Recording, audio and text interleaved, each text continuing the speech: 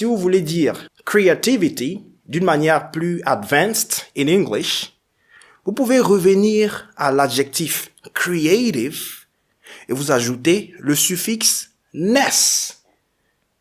Cela va donner creativeness.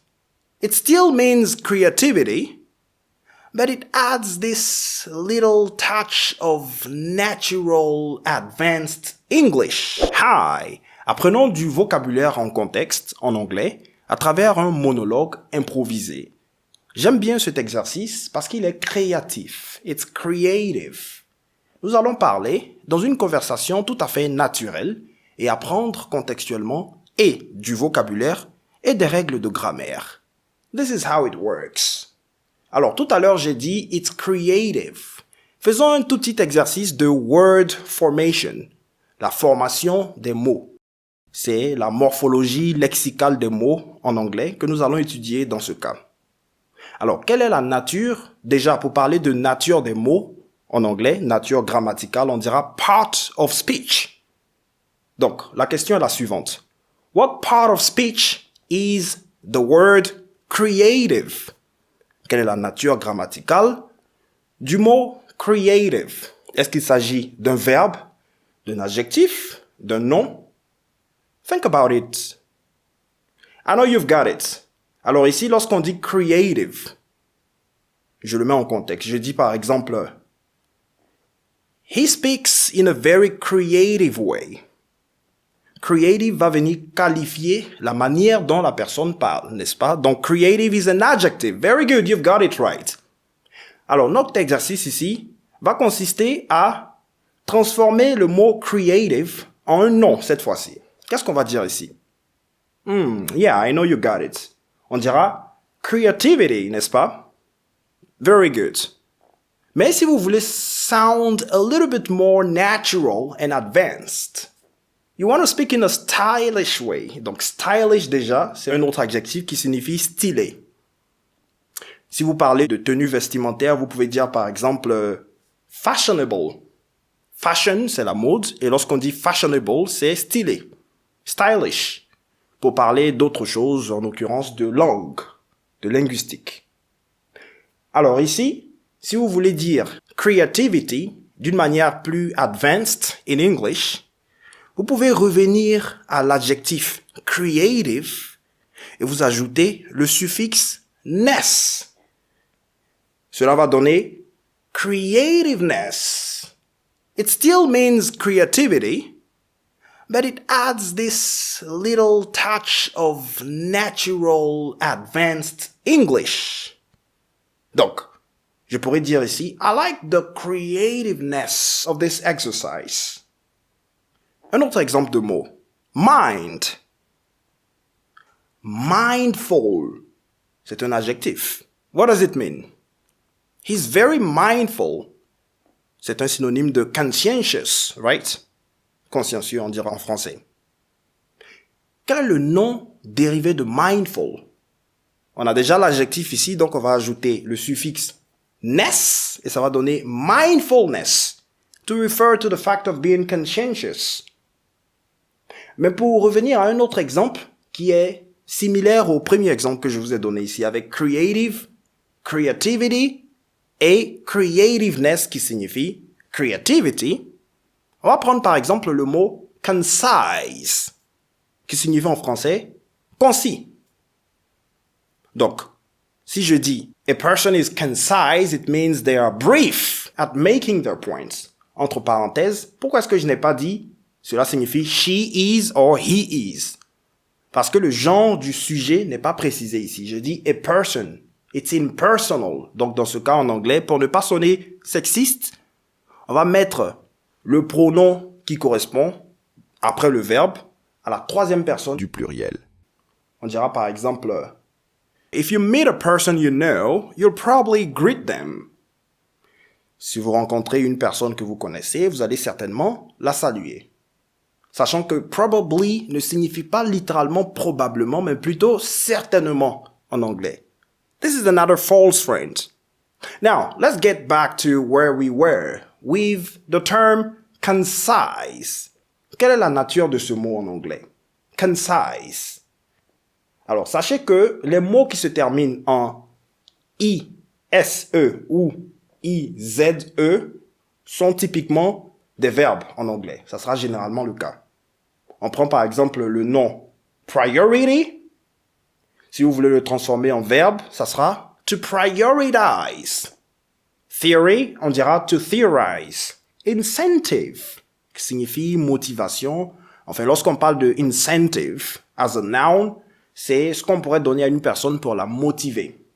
Donc, ça peut être quelque chose de matériel ou même ça peut être aussi des mots, des paroles qu'on dit, qu'on prononce pour encourager une personne. Le verbe sera ici to incentivize, plagiarism, plagiarize, and what have you. We have so many of these. Avec concise qu'on avait tout à l'heure, which part of speech is it? Concise. This is not a verb. Don't be misled by this. It's actually an adjective. Basically, if you want to turn a noun into a more advanced noun, then you want to make sure you have it as an adjective.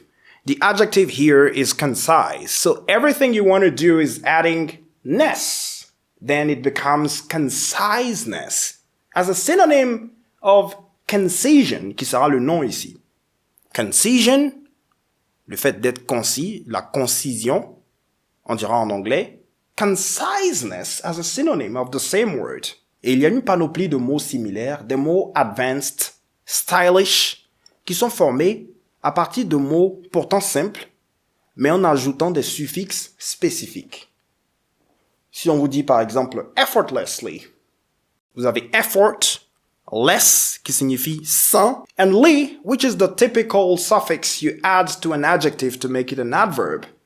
Donc, que signifiera effortlessly dans ce cas? Let me know in the comment section. Faites-moi savoir votre traduction dans les commentaires. Voici des aspects pratiques de la grammaire anglaise qu'il vous faut maîtriser pour avoir un niveau de langue plus avancé en anglais. Ce sont des éléments sur lesquels nous travaillons lors de nos séances interactives, en plus de l'occasion que je vous donne de pratiquer en dehors des heures de cours avec une application dans laquelle nous avons intégré une intelligence artificielle qui vous permet de travailler sur le speaking practice et le listening practice on a daily basis as much as you want and as you can. En rappel, vous avez désormais la possibilité d'accéder à cet outil de pratique que pour la pratique, avec la formule Practice Only. You'll see this option with Practice Only. You'll click there and you get your subscription for the price of a weekend lunch. Cette formule correspond par exemple aux personnes qui n'ont pas encore la possibilité de démarrer une formation, peut-être par manque de disponibilité, ou des personnes qui ont déjà démarré une formation, mais qui souhaitent avoir un outil qui va leur simplifier la pratique de l'anglais au quotidien. Parce que je le dis toujours, la formation est collaborative.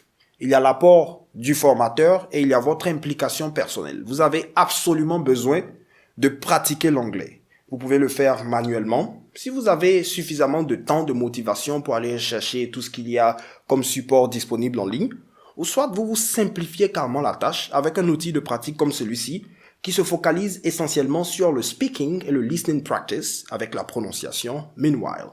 Pour les personnes qui ont plus de disponibilité, vous pouvez prendre l'abonnement Practice and Classes. Donc là, vous aurez des cours, des séances en direct, live sessions with me, on a weekly basis, en moyenne 5 heures de séances par semaine, du lundi au vendredi. Let's explore the speaking section. Enter a keyword to find conversation topics that interest you. Click on a question to see the Record Audio button. Press it to start recording your voice for up to 1 minute. Ensure there's no background noise and include detailed explanations. After speaking, click the save icon on the left to send your recording for feedback or use the discard icon on the right to start over. Feedback, including comments on grammar, sentence construction, and vocabulary, will be provided quickly. Errors will be highlighted in red with corrections in green. You'll also receive a performance score. Note every mistake, aim to improve by reattempting the task or trying new questions. Now, let's move to the listening section.